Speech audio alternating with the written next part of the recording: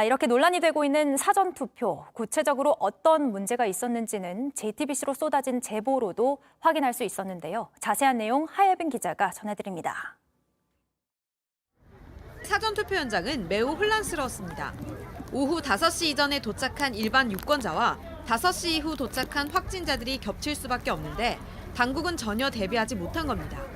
그러다 보니 몸이 안 좋은 확진자들이 1시간 넘게 밖에서 찬바람을 맞으며 대기해야 했습니다.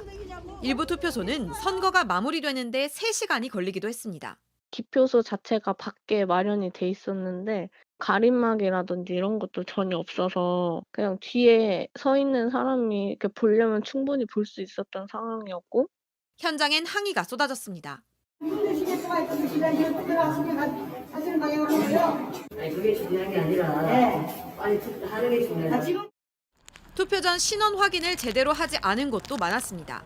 일부 투표소에선 한 번에 여러 명의 주민등록증을 걷어간 뒤 투표용지를 일괄적으로 나눠줬는데 정작 당사자가 맞는지는 확인하지 않았습니다. 본인 확인을 할 때 마스크를 벗고 얼굴을 확인해야 되는데 저희 마스크를 내린 적이 없으니까 얼굴 확인을 안 한 거죠. 그냥 민증만 주고 사인만 하고 바로 투표용지 받았어요. 유권자가 직접 자신의 투표용지를 투표함에 넣을 수 없었다는 점도 문제가 되고 있습니다. 확진자들이 투표를 마치면 각자 별도의 봉투에 넣어 따로 모은 뒤 나중에 선거사무원이 한꺼번에 투표함에 넣도록 했다는 겁니다. 투표용지를 종이 쇼핑백이나 뚜껑이 없는 플라스틱 바구니, 비닐봉지에 보관하기도 했습니다. 일부 유권자들은 아예 특정 후보의 투표가 되어 있는 투표용지와 봉투를 받았다고도 말했습니다. 소셜미디어 등엔 기표지를 받았다는 사진이 올라오고 있습니다. 옆에 있는 봉투를 주면서 여기다 넣으세요 하는데 그 안에 다른 용지가 이미 있는 거예요.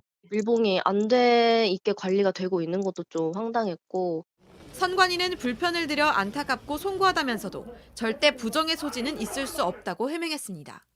JTBC 하혜빈입니다.